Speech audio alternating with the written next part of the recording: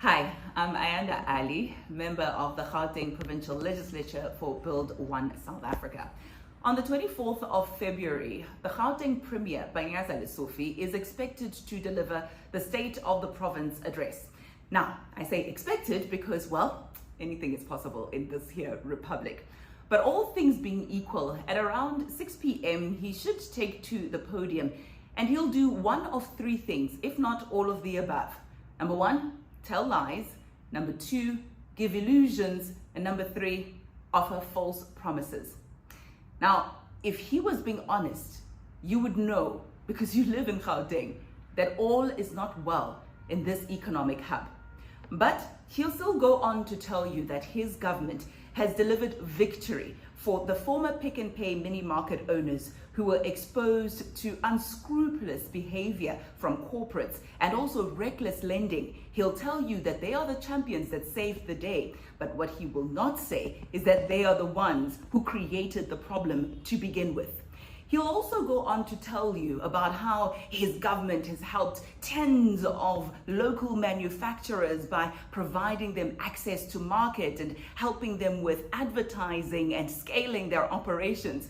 But what he will not tell you is that more than 40 of those local manufacturers have been left worse for wear because of his government's intervention. And in fact, their businesses have been annihilated and have almost collapsed.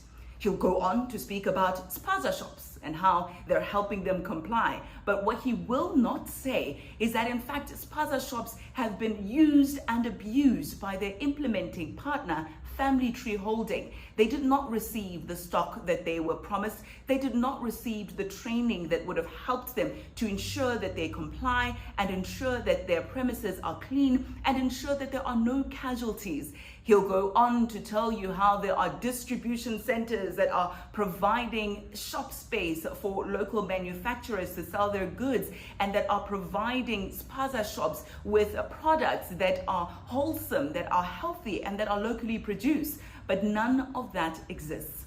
But still, he'll go on to tell you more and more about the Township Revitalization or the Township Economic Development Act and casually omit the fact that that act is now under review and that in fact it has no regulations and its implementation has been shoddy, to say the least. But on and on, he'll speak about Tshwane and how they are impounding vehicles that are lawless and how they're coming down hard against e-hailers. And he'll just not mention the fact that the problem of permits is a provincial competency and that the province has let thousands of drivers down.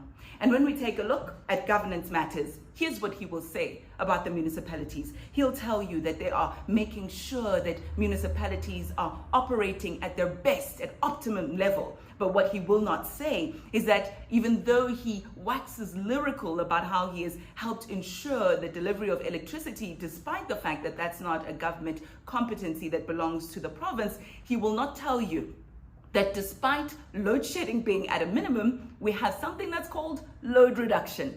You see, our premier will have you believe that City of Johannesburg and Tshwane and Ekurhuleni are doing well, but he will not tell you that COJ is a mess with pothole after pothole. It's basically a gaping hole waiting to happen. He will not tell you that water issues abound in the city of Tshwane, and he definitely will not tell you that when it comes to the East Rand, Emfuleni is an absolute disaster.